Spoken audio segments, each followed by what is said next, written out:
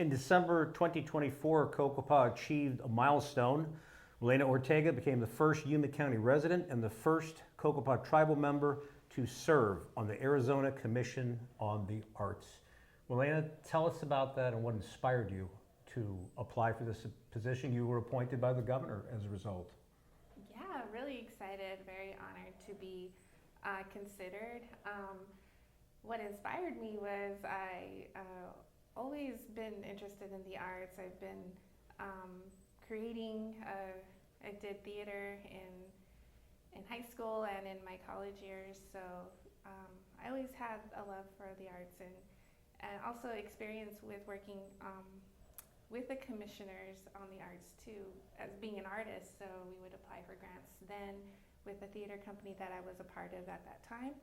So I knew what they did and what opportunities they provided for us, and just kind of going full circle now and applying for it. I was recommended to apply from a friend in the art world, and yeah, it was just really exciting to be even considered.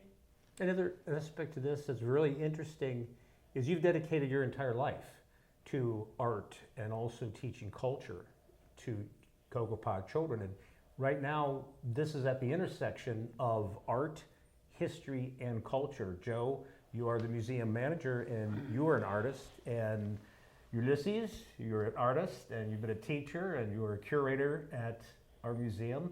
So talk about what that means, that all these disciplines connect. Who wants to start? No, you spoke first. That's right. So Well, I feel like here with the community, it's very easy to connect everything because everyone is so connected, and it's also a small community, so everyone is able to be more creative with the way of doing things. Like even at the museum, it's a history museum, but we're able to show, right now we're creating a mural, which is the background of the Cocopah tribal seal.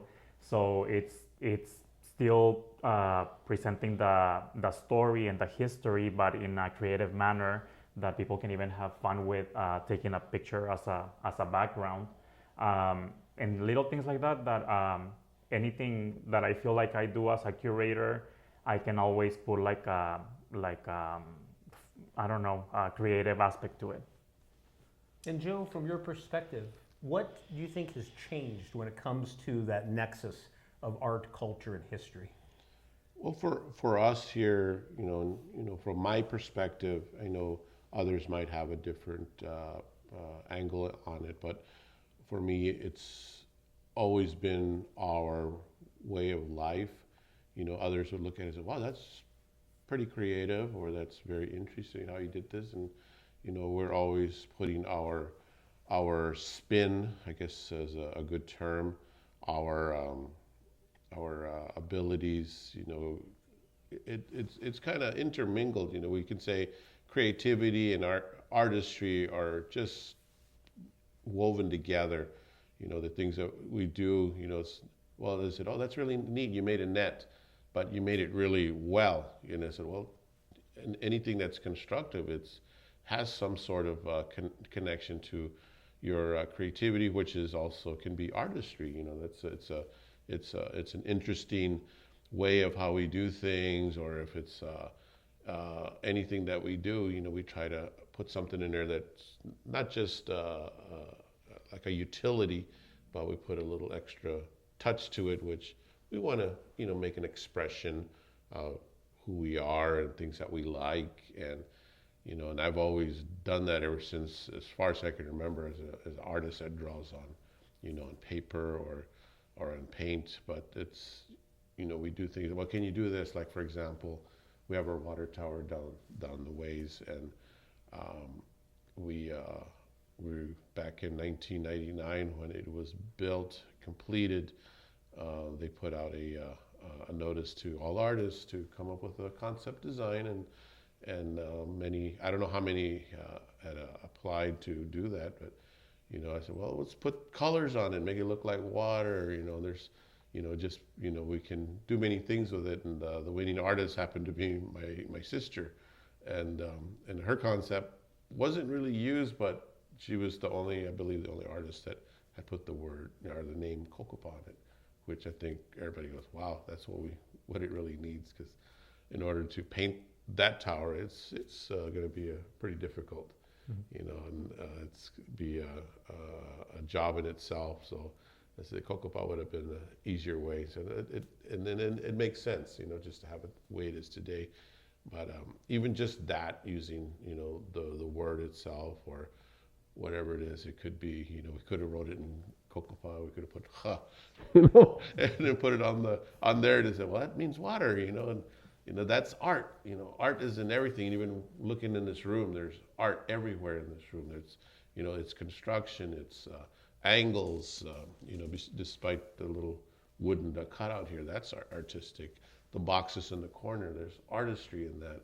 Even in the mechanical things, we see different things. Our phone has artistic concepts to it, and for us, it's the same thing. We have our way of doing things, and it has an artistic appeal or artistic touch or an artistic representation, which we're glad to show and to express and to share to others, those around us, and hopefully, with Wilana's participation and being appointed, and it's going to, do wonders, because then we're going to have our representation from this corner of the state.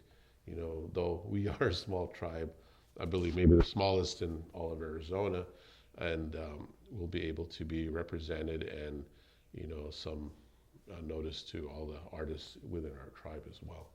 And the commission goes back to the 1950s. We were talking about that before we started doing this taping. And so much has changed over the years. And you had the opportunity to attend your first commission meeting. And what was that like? What did you learn from that experience? Oh, it was very overwhelming, full of information. And what I came out of that meeting was knowing that there's a lot of opportunity that the commission provides for the communities out in Arizona. And I was just overwhelmed with how much is being done in Tucson and Phoenix, and those were at that time in that meeting, those were the areas that were recognized, and they were showcasing the type of work that they're doing in those communities. So it was really uplifting and inspiring to see, and hopefully I get to see more work out here and more opportunities out here in Yuma region. And what do you hope to accomplish? How long is the term that you serve for on this? 3 years. 3 years. What do you hope to accomplish in those 3 years? Just more knowledge, and our biggest goal here as a commissioner is to always advocate and promote the arts. So being that I am from this community, being that I am from this culture, that's what I know and that's what I can promote. So. And we had talked about your experiences, your work when you were earning your bachelor's, your BFA, and a lot of that, or a portion that you were talking about, was paying attention to the detail, the authenticity of what's being presented. Remember, we talked about that. Talk a little bit more about that. There's a certain term that I think we used to describe that. I was a dramaturg. Dramaturg, yeah. I did a lot of dramaturg work.